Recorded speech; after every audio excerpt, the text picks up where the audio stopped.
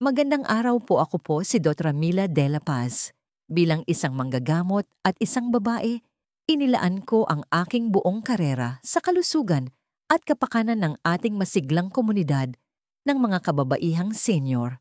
Sa loob ng maraming taon, nagkaroon ako ng pribilehiyong tulungan ng aking mga pasyente na harapin ang mga pagbabagong kaakibat ng pagtanda na nakatuon hindi lamang sa paggamot ng mga karamdaman, kundi sa pagpapayaman din ng mga huling kabanata ng buhay.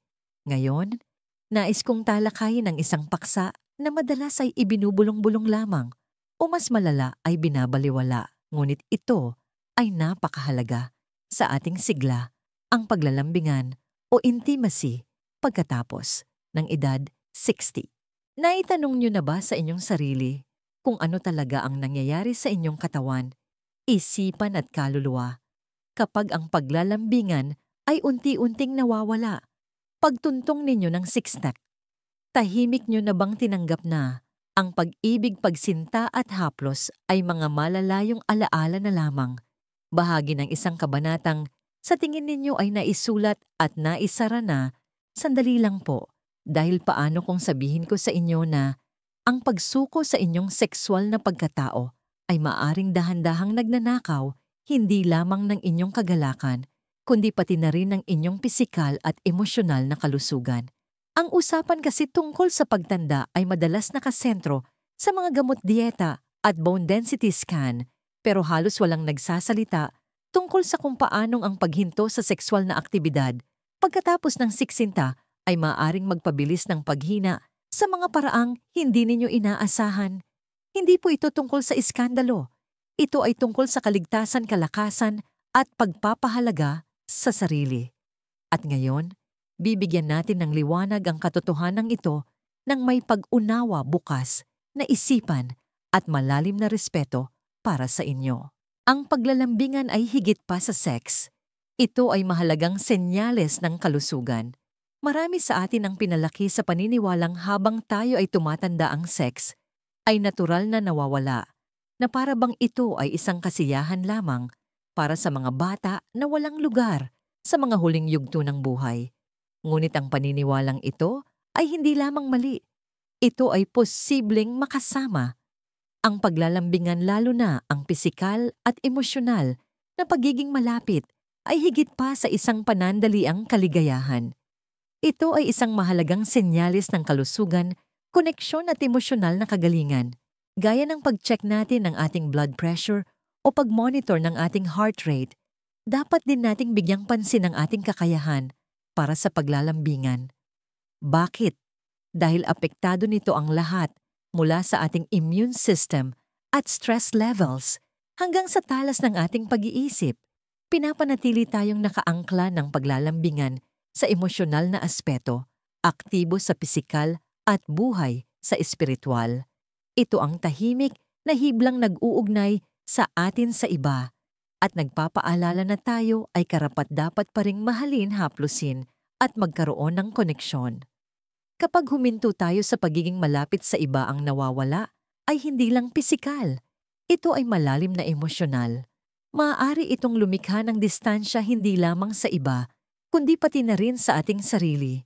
Ang muling pagbuhay sa paglalambingan ay hindi tungkol sa pagsubok na maging bata muli.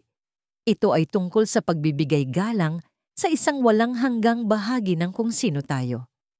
At higit sa lahat, ipinapaalala nito sa atin na tayo ay buhay na buhay pa. Ngunit ano ang nangyayari sa loob ng inyong katawan sa level na biolohikal kapag nawala ang mahalagang anyo ng koneksyon na ito? Ang sagot ay maaaring makagulat sa inyo at magbago ng inyong pananaw sa pagtanda. Tumutugon ang katawan sa haplos o sa kawalan nito. Ang pandamdam o touch ay isa sa mga unang pandaman na ating nalilinang at nananatili itong mahalaga sa buong buhay natin. Para sa ating mga kababaihang senior, ang pisikal na kontak ay hindi lamang nakagiginhawa. Mayroon itong tunay na epekto sa ating pisyolohiya. Kapag nananatili kayong sexual o pisikal na aktibo, ang inyong katawan ay tumutugon sa malalakas na paraan, mas magandang sirkulasyon, mas relax na mga kalamnan, at mas matibay na koneksyon sa pagitan ng isip at katawan. Ito ay isang natural na paraan upang mapanatiling dumadaloy ang dugo, suportahan ang balanse ng hormone at pasiglahin ang nervous system. Ngunit kapag nawala ang haplos ang katawan, ay tahimik na nagsisimulang magbago. Maaaring bumagal ang sirkulasyon, bumaba ang tono ng kalamnan at ang mga tissue sa ari ay maaaring numipis at matuyo dahil sa kakulangan ng daloy ng dugo, isang kondisyon na tinatawag na atrophy. Sa paglipas ng panahon, ang kakulangan ng aktibidad na ito ay maaaring magdulot ng masakit na pakikipagtalik panghihina ng pelvic floor muscles at maging paninigas ng mga kasukasuan dahil sa nabawasang paggalaw. Ang mga pagbabagong ito ay hindi lamang senyales ng pagtanda. Ang mga ito ay senyales mula sa isang katawan na nananabik na makibahagi sa isa sa mga pinakanatural nitong ritmo. Higit pa rito, natuklasan ng mga mananaliksik na ang palagiang paglalambingan ay maaaring makatulong na mapanatili ang flexibility balance at makaiwas pa sa pagkahulog. Kapag huminto tayo sa paggalaw sa mga paraang mapagmahal at malambing, unti-unting humihinto ang katawan sa pag-asam sa ganong uri ng gawain at umaangkop sa pamamagitan ng pagbagal. Kaya ano pa ang nagbabago sa loob ninyo kapag huminto ang sexual na aktibidad, lalo na pagdating sa mga hormone na tahimik na humuhubog sa inyong mood, enerhiya at sigla? Ating alamin ng mas malapitan mga pagbabago sa hormone na mahalaga sa anumang edad.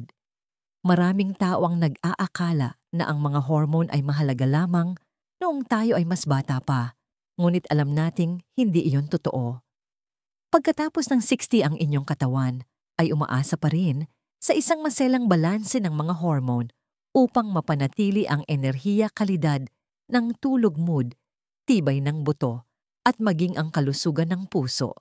Kapag huminto ang sexual na aktibidad, ang balanseng ito ng hormone ay maaaring magsimulang magbago ng mas kapansin-pansin at madalas sa mga paraang nakasasama.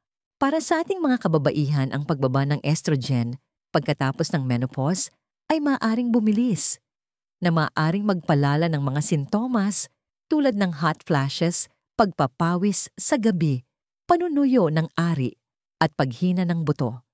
Ngunit hindi lang yon. Ang ating katawan ay gumagawa rin ng testosterone na nakakaapekto sa ating enerhiya, mood at libido. Ang kakulangan sa paglalambingan ay maaaring mag-ambag sa pagbaba nito na mag-iiwan sa inyong pakiramdam na pagod at walang gana. Isa sa mga madalas na hindi napapansing epekto ng pagkawala ng paglalambingan ay ang pagbaba ng oxytocin na tinatawag ding love hormone o cuddle hormone.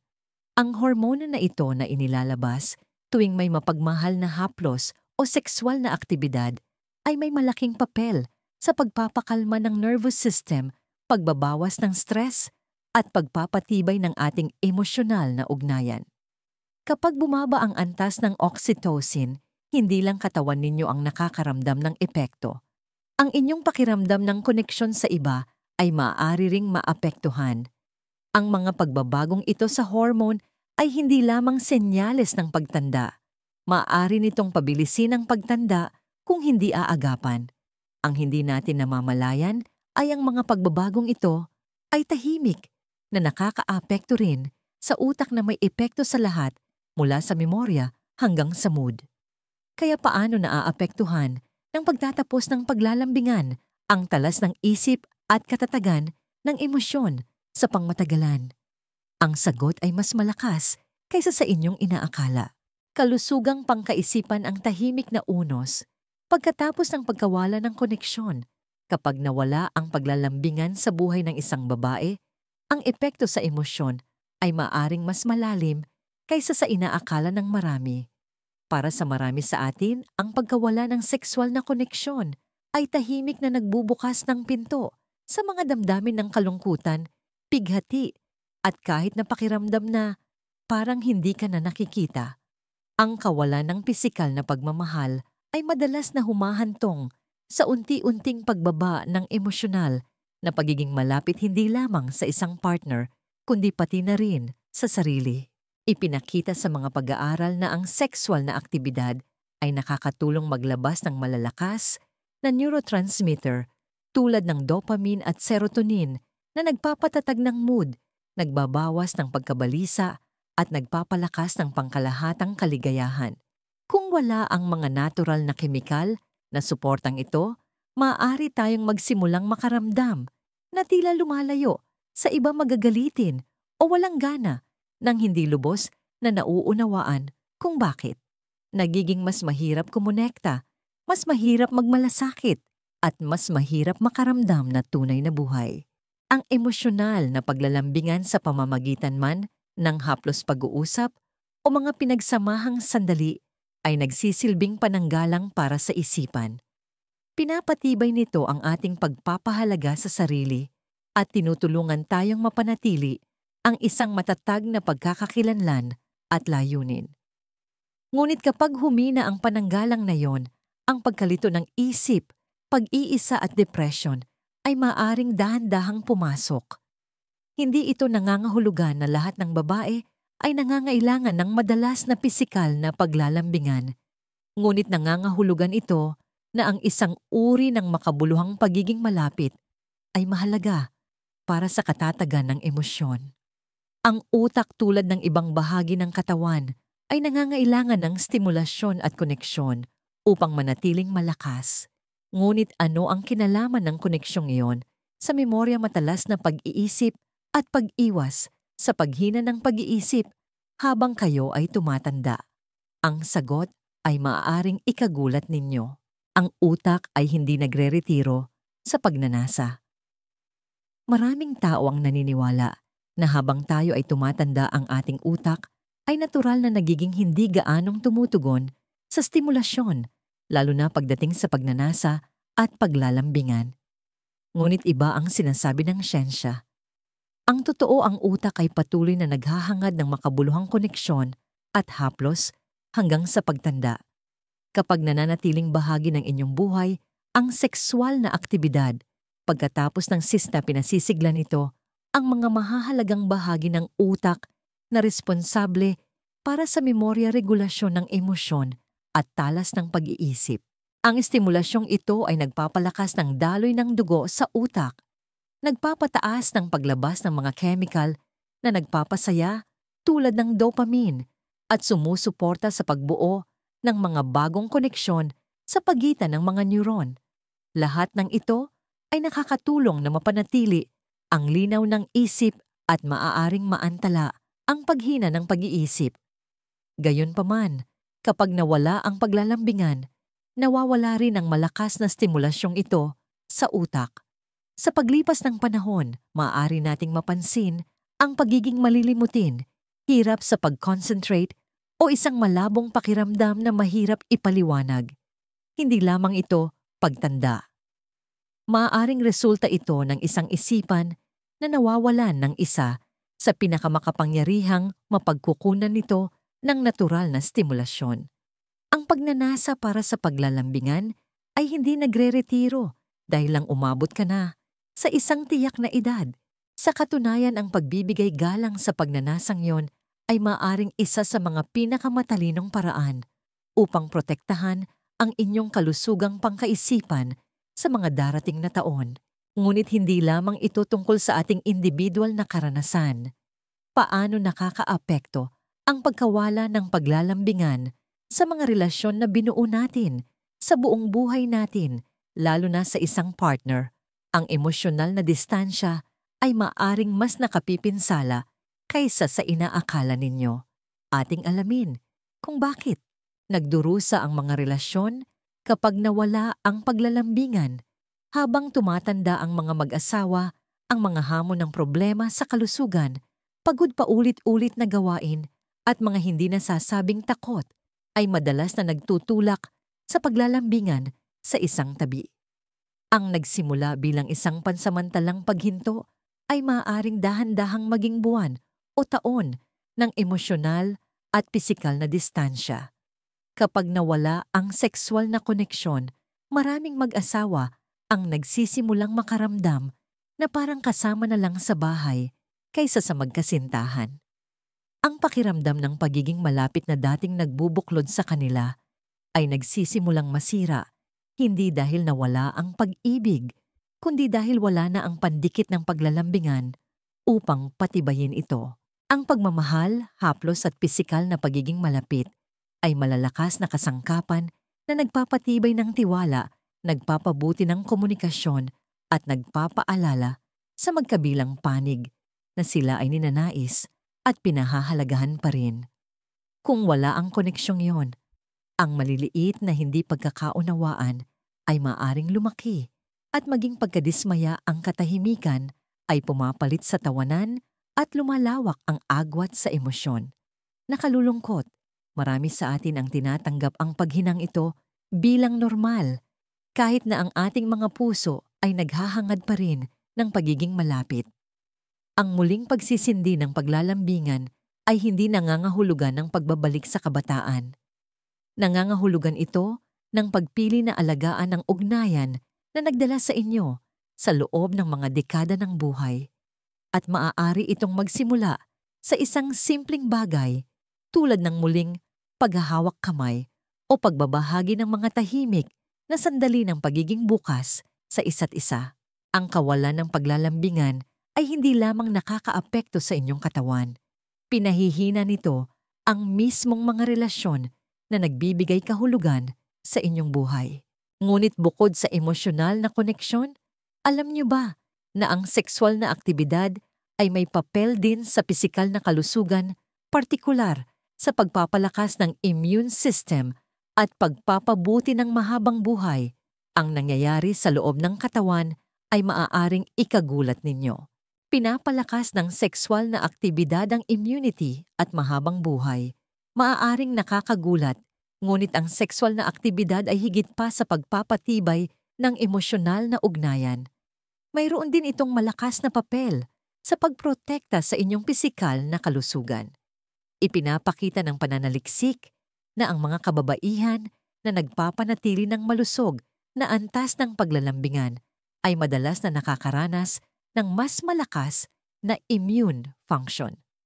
Iyon ay dahil ang pisikal na pagmamahal ay nagtitrigger ng paglabas ng mga endorphin at iba pang mga hormone na nagpapababa ng pamamaga, nagbabawas ng stress at sumusuporta sa natural na sistema ng depensa ng katawan. Ang regular na paglalambingan ay naiugnay sa mas mahusay na heart rate, variability, mas mababang presyo ng dugo, at maging mas magandang antas ng kolesterol. Ang mga ito ay hindi maliit na benepisyo. Ang mga ito ay nagpapahaba ng buhay. Sa katunayan, iminumungkahi ng mga pag-aaral na ang mga matatanda na regular na nakikipagtalik ay mas mahimbing ang tulog, mas mabilis gumaling mula sa sakit, at maaaring may mas mababang panganib sa ilang mga malalang kondisyon. Ang paglalambingan ay tumutulong na i-regulate ang cortisol, ang stress hormone ng katawan, na kapag hindi napigilan ay maaaring tahimik na makapinsala sa puso, magpahina ng immune system at magpabilis ng pagtanda. Kaya habang iniisip ng marami na ang sex ay isang kasiyahan lamang, ito rin ay isang paraan ng preventive medicine, isang sumusuporta sa sigla mula sa loob palabas. Ang katawan, kapag inaalagaan sa pamamagitan ng haplos at koneksyon, ay tumutugon ng may katatagan. Ngunit paano kung wala ka na sa isang relasyon o walang partner? Posible pa bang tamasahin ang mga benepisyo ng paglalambingan at haplos ng mag-isa? Ang sagot ay oo, at ang mga paraan upang gawin ito ay maaring mas makabuluhan kaysa sa inaasahan ninyo. Paano kung wala kang partner? Karapat-dapat ka pa ring magkaroon ng koneksyon. Ang pagtanda ay hindi nangangahulugan ng pagsuko sa paglalambingan kahit na wala ka ng partner. Marami sa atin ang namumuhay mag-isa dahil sa diborsyo, pagkabalo o personal na pagpili. Ngunit hindi ibig sabihin nito na nawawala na ang pangangailangan para sa koneksyon. Ang inyong katawan at isipan ay naghahangad pa rin ng pagiging malapit, haplos at pagmamahal at may mga makabuluhang paraan upang matugunan ang mga pangangailangang yon ng mag-isa. Ang dahan-dahang paghaplos sa sarili, maligamgam na paliligo, massage therapy, o kahit ang simpleng pag-aalaga sa inyong balat nang may intensyon ay maaring magpasigla ng oxytocin at sumuporta sa emosyonal na kagalingan. Ang mga sandaling ito ay hindi lamang tungkol sa pisikal na sensasyon. Ito ay tungkol sa pagkilala na karapat-dapat ka pa ring mahalin, alagaan at bigyan ng ginhawa kahit mula sa iyong sarili. Maaari ka ring makahanap ng emosyonal na paglalambingan sa pamamagitan ng matibay na ugnayan ng pagkakaibigan, mga tawanan, taus-pusong pag-uusap at oras na ginugugol kasama ang iba na nagpapahalaga sa iyong presensya. Maging ang mga alagang hayop ay maaring magbigay ng malakas na emosyonal na ugnayan na nagpapasigla ng iyong espiritu at nagbabawas ng kalungkutan. Ang totoo, ang paglalambingan ay dumarating sa maraming anyo. Hindi ito limitado sa mga romantikong relasyon. Ang pinakamahalaga ay manatili kang bukas sa pagbibigay at pagtanggap ng pangangalaga kahit sa maliliit na paraan. Dahil ang iyong pangangailangan para sa koneksyon ay hindi nagtatapos sa edad. Ito ay nagbabago. At habang mahalaga ang emosyonal na kasiyahan, may isa pang malakas na dahilan upang manatiling konektado sa iyong sensualidad, ang basagin ng katahimikan tungkol sa kalusugang sekswal sa pagtanda. Ano ang mangyayari kapag hinamon natin ang mga lumang bawal at nagsimulang magsalita ng hayagan tungkol sa paglalambingan sa ating mga huling taon? Ang epekto ay maaaring tunay na magbago ng buhay. Ang kulturang nagdudulot ng hiya ay walang lugar sa ginintuang taon. Para sa napakarami sa ating mga kababaihan, ang paksa ng sekswalidad ay nababalot pa rin sa katahimikan at pagkailang. Pinalaki sa mga henerasyon kung saan ang mga ganitong paksa ay bihirang pag-usapan. Marami sa atin ang may mga hindi nasasabing paniniwala na ang pagnanasa at paglalambingan ay hindi angkop o kahit nakahiya-hiya pagkatapos ng isang tiyak na edad. Ngunit ang pagkapit sa kahihiyang iyon ay hindi lamang naglilimita sa iyong personal na buhay. Maaari nitong tahimik na sakta ng iyong kalusugan at kaligayahan. Ang totoo, walang anumang hindi angkop sa pagnanais ng koneksyon, haplos at pagiging malapit, gaano man kayo katanda. Sa katunayan, ang pagkilala sa mga pangangailangang iyon ay isang tanda ng emosyonal na lakas at paggalang sa sarili. Ang paglaya mula sa mga makalumang pamantayan ng kultura ay nagbibigay daan sa iyong bawiin ang isang bahagi ng iyong sarili na maaring isinantabi sa loob ng maraming taon. Sa pamamagitan ng hayagang pagsasalita tungkol sa iyong mga pangangailangan sa isang partner man, sa isang doktor, o sa isang pinagkakatiwalaang kaibigan, binibigyan mo ang iyong sarili ng pahintulot na maging ganap na tao muli.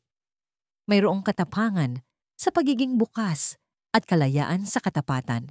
Hindi ka masyadong matanda, huli na o lampas na. Ang iyong katawan, ang iyong mga pagnanasa at ang iyong puso ay mahalaga pa rin. Ang paglalambingan ay hindi lamang para sa mga bata. Ito ay para sa mga nabubuhay.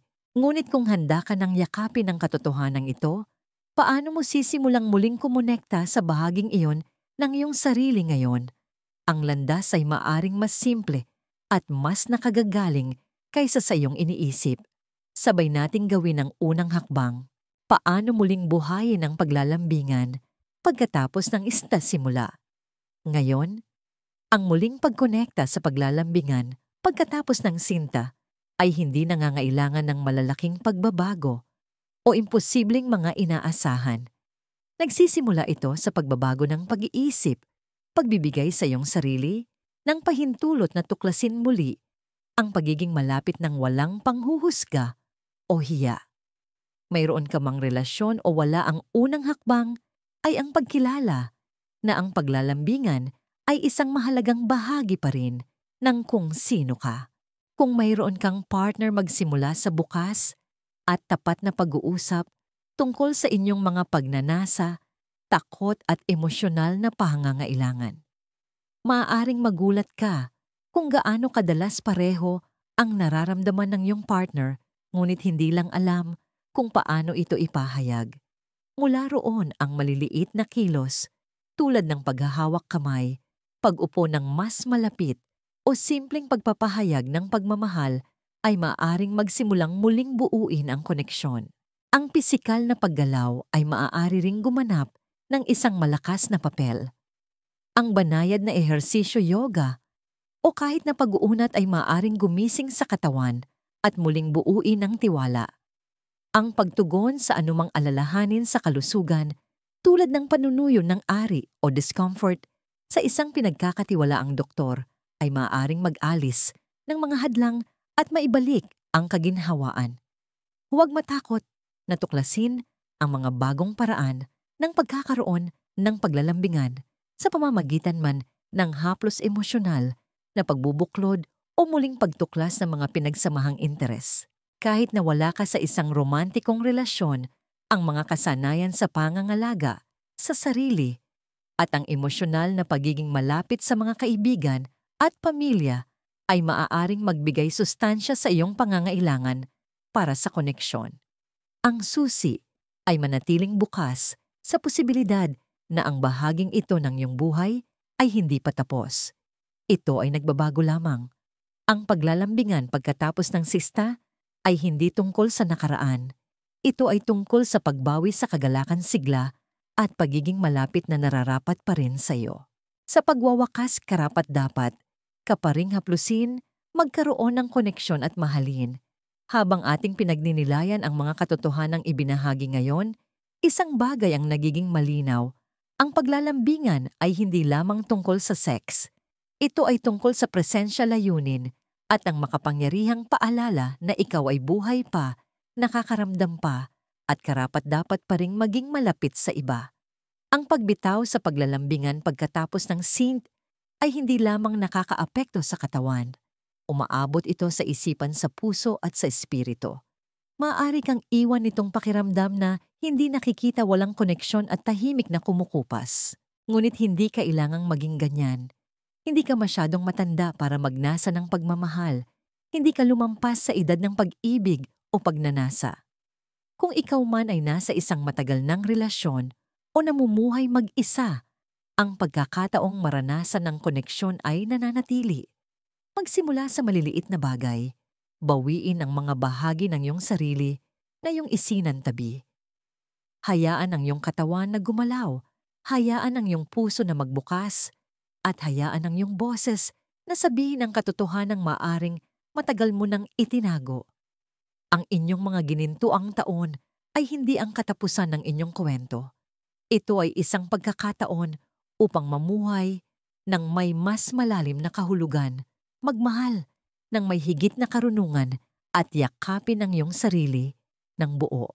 Dahil ikaw ay karapat-dapat pa ring haplusin, karapat-dapat pa ring magkaroon ng koneksyon, karapat-dapat pa ring mahalin.